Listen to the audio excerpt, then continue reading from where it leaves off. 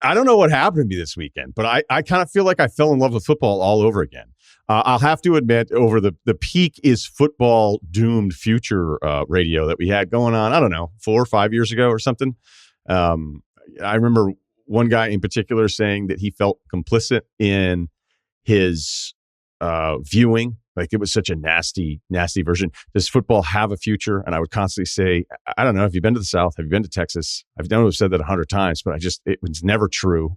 Like, sorry, Cambridge isn't super locked into the SEC. But this was another example, not only last weekend, which may have been one of the best postseason weekends that we've ever seen.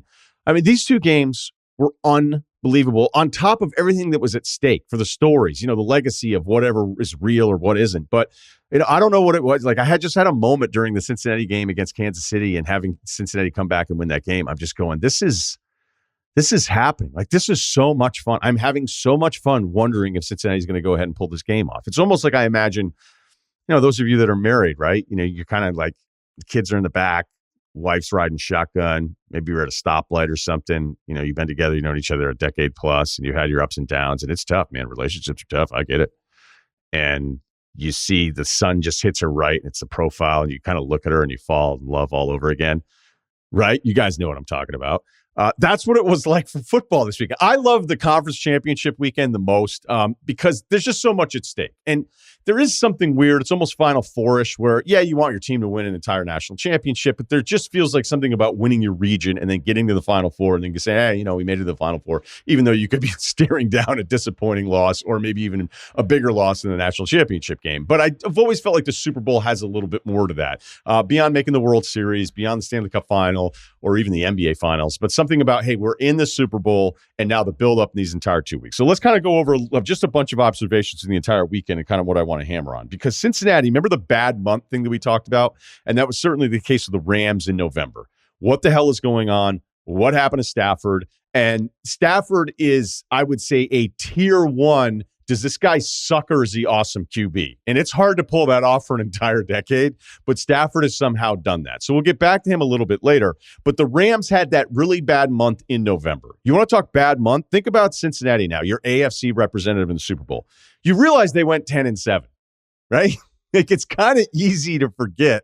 You're like, wait, this team went 10-7? Yes, they did. Dude, from October 31st to December 12th, they lost 4 of 6 games with a bye week in there. They lost in back-to-back weeks. They lost to the Jets, which was kind of a weird, fluky thing. They got hit with a bad call, but they still lost to the Jets. And then they lost to Cleveland 41-16. And you're watching that going, yeah, I really like this team. Because I think this podcast is very, I don't know, pro-Bengals, Bengals friendly. There were moments when they were the AFC 1 seed early on. I'm like, hey, have you watched this team at all? But they weren't like awesome. It was really the Burrow Chase thing with a couple other things. The receiving game in general is really the depth. Uzama, tight end, we'll get to him a little bit. Higgins, there was obviously some depth there as well, mixing running back and all these things. So we liked some of the skill guys, but we didn't like the offensive line. We didn't like the defense. We didn't like any of these things. So it's hard to talk yourself into and be like, you know what? That's the team. But maybe that was the whole point. As we talked about last week, toughness, fighting, keep fighting, keep fighting. Cincinnati was the epitome of that this season and in this game yesterday. Maybe when you get your ass kicked all season long and when you go 10-7, when you're down 21-3 at Arrowhead, maybe you are built for this. And maybe that's exactly what Joe Burrow is, whether we saw it in college or we've seen it in his 2 years. Everything was hard for Cincinnati in that first half. They had 4 possessions. And then you think, hey, is this actually good because they scored on 2 of the 4 possessions? The P. Ryan catch and run into the end zone, that'll be a kind of local play depending on what happens to the Super Bowl. But either way, like, Bengals fans will remember that P. Ryan touchdown changing things to make it 21-10 probably as much as any single play from that game. Maybe it's McPherson's kicks throughout the playoff, and that guy's been just iced the entire time. But that play, because when you're down 21-3 and you're Cincinnati with that defense and the lack of protection that you have for Burrow, who, as great as he is, it's clear that they had prioritized shutting down Chase, keeping a second guy with him, not letting him get single coverage as much, although we saw it in those end zone plays where he ended up with a touchdown. And I'm not going to kind of do the Sorensen where's his help inside outside thing because I'm not even sure that I'm right. I don't want to bore everybody to death. But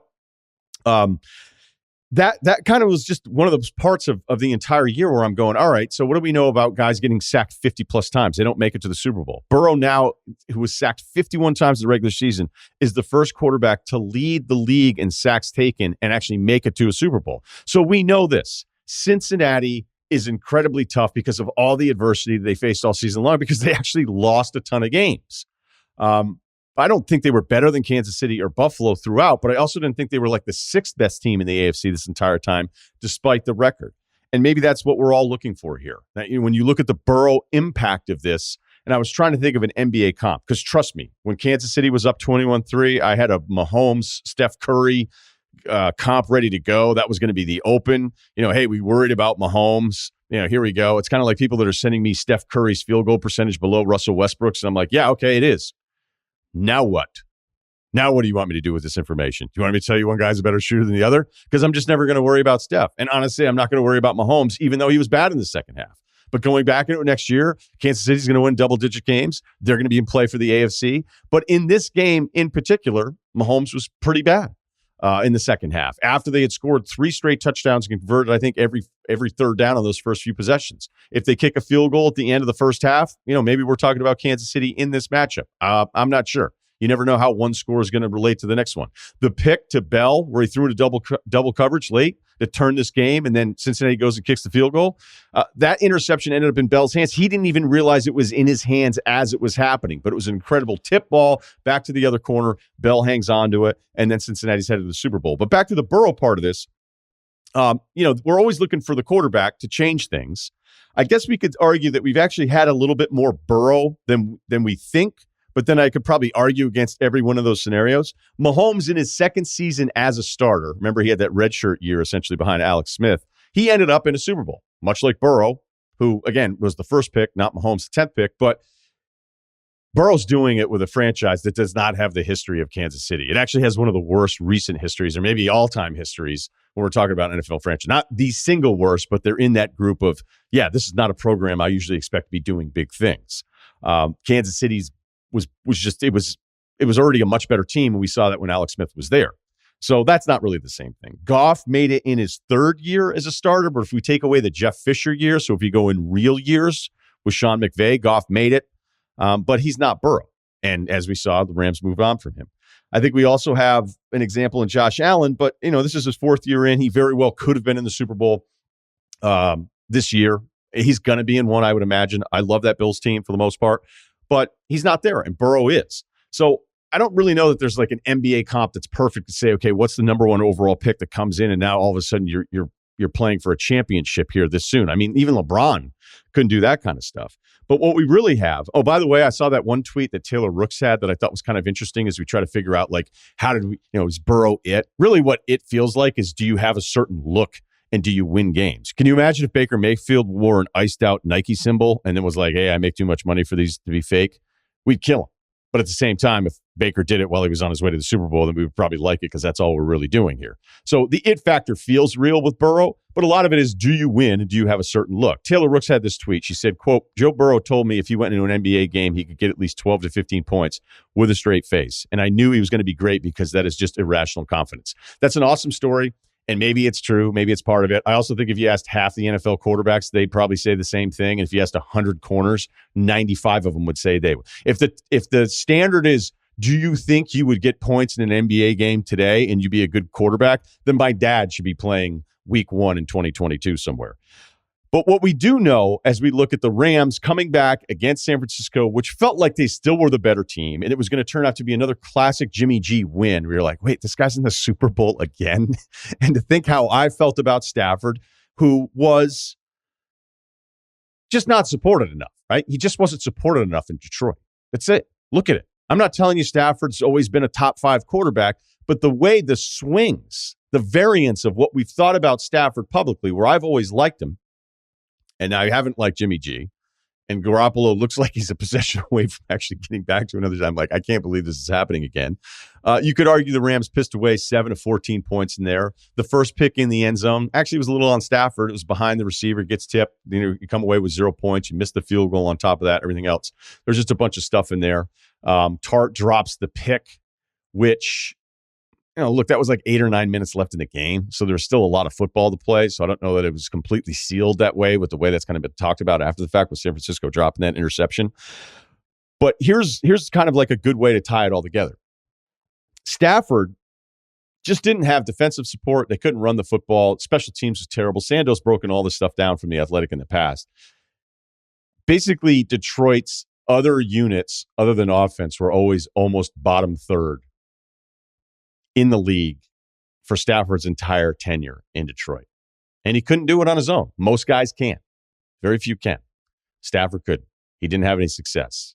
And if you liked him and you argued him up, you could have a week where you looked right. And if you hated him and you said this guy sucks, he's overrated, you can't get it, there would be plenty of weeks where bad stuff would happen too. Like we mentioned with November, where you'd feel right about it too. That's the whole quarterback game. But what Burrow did is kind of what Stafford couldn't do. Think about it. Burrow's defense with Cincinnati is not good. They're 19th overall in DVOA. Their weighted defense is even worse than that. They gave up the 7th most yards this season. And they don't really run the football all that well. They're 7th worst in yards per carry. So Burrow kind of did in this season a carry the team in a way the top 5 guys do, which is not a knock on Stafford, that I'm not saying he's not a top 5 guy, but basically Burrow did with his team the kind of stuff Stafford couldn't, and now finally is in a Super Bowl with a team that has a lot more around it.